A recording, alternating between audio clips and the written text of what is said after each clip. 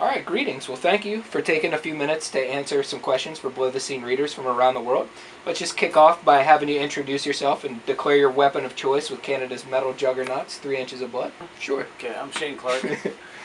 I play lead guitar in 3 Inches of Blood. Awesome. You know, I write songs and load the trailer. That's what I do. How's your current tour run with Black Tusk and Municipal Waste been treating you thus far? Anything particularly memorable of the tour?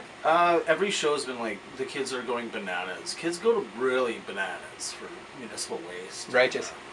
You know, we have you know, our own contingent of fans, and you know, Black Tusk as well.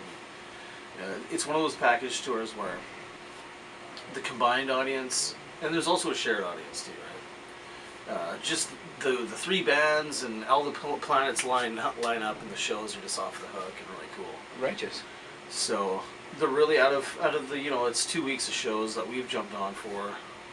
There's probably only been a couple shows where they weren't, you know, maybe promoted well or whatever, but every show's been pretty much sold out. Awesome. It's great for, you know, we all have new albums out and stuff, so right. It's really good timing. And you know, we've been trying to tour with Municipal Waste for years. You know, everyone's always doing their own thing, and schedules never meet up, so it finally worked out. Right on. So this is the first time you guys have had a chance to link up with Municipal? Yeah. Awesome. Yeah, totally. So yeah, it worked out super good. Righteous. Very cool. All right, so Can't you... complain. Awesome. So you recently released your second album with Century Media Records, which is Long Live Heavy Metal. Yeah. So when did the writing and recording process start for this record? It started, I think, like September. Okay. We had taken a good chunk of time off. The first time we've done that in like 8 years or something. Okay. We're getting a little burnt out because we tour a lot, you know, right, for years, and we took some time off and then just started fresh. So it was like we wrote and recorded it between September and December, basically. Okay. You know, wrote the album in a couple months, and then, you know, just rehearsed the fuck out of it, and then hit the studio. And it was all in Vancouver. We did everything at home. And, cool. You know, had a lot of you know, good bros work on it. And cool. Very cool. so it happened for us. It happened really fast and stuff like that. Right on. Okay, great. I need my pants. Gotta have your pants. Gotta have the pants. Pants are crucial. Alright, cool. Now, with such a rich history of releases, and correct me if I'm wrong, but there are no original members currently in the band, do you guys feel like any pressure to kind of cater towards the fans of like yesteryear, or do you guys approach each record with just kind of a clean slate and you just let it happen? Yeah, I'm gonna go with B. Okay. You know, like, there's a bunch of different ways of looking at that, and I actually had a great conversation with Shane Embury about this, because technically there's no original members in Napalm Death, right? Right. So if you look at it from my vantage point, I look at it this way. It's like, yeah, technically, if you go back to the garage band, when the guys who started the band were teenagers, yeah, there's no original members in it. Right. Know? But Cam's been there like since they started releasing stuff. He's on the first demo. Right. You know, there's no demos exist without Cam. Right on. So Cam's always really been the sound, like as far as vocally, he's always been the sound. So the way Justin and I approach it, because we joined in 2004, took over the songwriting and stuff. Okay. There was definitely a shift of like overt Iron Maiden sounding stuff. Right. From when we started, we were more of just well-rounded metal dudes. So it's like we just come from the idea of if we just write our favorite metal songs, get Cam to sing on it, it's 3 Inches of Blood, right? Right on. So that's just the way we look at it. That's why, like, there's peaks and valleys and all kinds of shit going on in the record. Right. But it's got the distinct sound. So absolutely. You know, like any band, and I see like hilarious comments on the internet. The internet's great for that. Yeah, sure. Well, like this one dude reviewed, I think it was in Calgary, this guy, he's super bent out of shape that there's no original guys. He writes for this thing, and I think it's like a Christian, he's some Christian hardcore kid. Okay. So he's getting better, right? Yeah. and he was supposed to review the record, but all he did was say that he was there when the band was original, and he was there when they did basement shows and at my house. And before you know it, it's over, and it's just like, weren't you supposed to review the record here? Right, like, right. You know, okay, we get it. You're cult. You've been there. You know, you were there at the beginning. But I'm pretty sure that like I'm trying to think of any band. It's like every band starts from somewhere. Sure. Right. It's just the way it is. But if you really like the band, it's cool to see them grow, right, into something and stuff. But Righteous. you know, I went off on a tangent there. No, it's cool. It's definitely cool. No, let's just kind of segue in here. So you guys, 3 Inches of Blood puts a new spin on kind of familiar metal themes, but you guys, you know, you make it your own and you make it fresh and you bring it up to date. Now, do you guys have any pieces of equipment or recording techniques that you find that are pivotal, and specifically on this new record, that were kind of pivotal to capturing the sound of the record?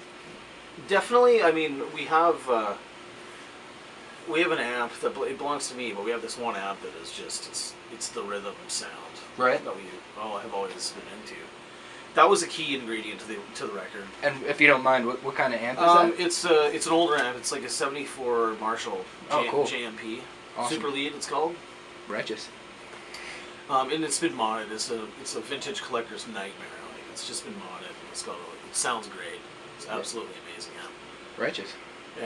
That combined with EMG 81, you know, which is like, you know, legendary metal rhythm pickup. Sure. Basically that, and just the vibe of like, you know, all our heroes. It's just tube amps and, you know, Gibson style guitars. Righteous. You know. I play this old. It's not old. It's a Yamaha SG. Okay. It's a really cool guitar. That did all the tracking on the record too. Okay. But as far as the way the record sounds, what we're really happy about it is just the way it was mixed. Sure. And who did the mixing? A guy named Greg Reilly. He's also a BC guy. Okay. He's been around forever. He's done, you know, everything current. Like he did the new Overkill record, Fear Factory kind of thing. But he's of the old school. Like he did old Skinny Puppy records. Really cool stuff. Righteous. One thing, you know, that was, I think, lacking in the last record was it wasn't really quite loud enough. So this, I think the new one just sort of kicks you in the balls as soon as you hear it. You know. Oh, absolutely. Yeah, sound. No, it has a it's very clear, sounding, but it's big. Yeah, fiery sounding. So. Awesome. All right, very cool. Have any new pieces of gear that you're tinkering with on the road that you don't? That's not specific to like your studio use that you guys just use for touring? Yeah, I'm kind of the one guy doing a lot of gear stuff lately, and I started working with Maxon. Okay. It's a really cool pedal company that's been around for a long time. Right on. Just started working with them, so I'm expanding my pedal board and using for leads and stuff. Just using like a cool. It's an old analog delay. Cool. I keep saying old. It's not old. It's like old style analog delay, and a different. I'm obsessed with overdrive pedals. So I'm trying new overdrive stuff like that. Cool. But as far as like just our touring stuff, it's pretty much the same. Okay. I use that Marshall that I talked about on the record. Oh, okay. I use that thing live. I've used it actually like on everything I've ever done since like 1998. Oh, awesome. It's just like the magic amp for me. But, as far as road gear, we just try and maintain the stuff we have. Right on. Yeah. Is there anything that's particularly difficult to duplicate that like you did in the studio that like you're like, oh shit, when you get to it live, it's like, man, how are we going to duplicate the sound? Or do you keep it pretty natural in the studio so it's easier to... It's pretty natural, but we have some keyboard parts that... We have a keyboard, we've got the whole setup with us. And by that I mean like the real rainbow, deep purple organ sounding thing. That's something we have yet to do live that we're going to do. We're going to start doing it on our headlining Canadian run after this tour. Okay, cool. And that kind of brings me into our next question. What do you guys have on the slate for the rest of 2012 as we head into 2013? Yeah, like right after this tour, like I'm saying, we were doing Canada for a couple weeks back home. Ending in like a big, nice hometown show. And then we're gonna take August off. I'm getting married. Awesome. Yeah, Congratulations. thank you. So like September, we're looking at getting back to Australia. We're doing some Japan stuff. Okay. That's nothing's written in stone yet for that, but that's what we're trying to look Okay. up. And then we're gonna be heading off to Europe again. And I think we're gonna end the year in December by doing another U.S. run. Okay. On our own. So we'll see who's on board with that. Awesome. It'll be nice and busy for the rest of the year.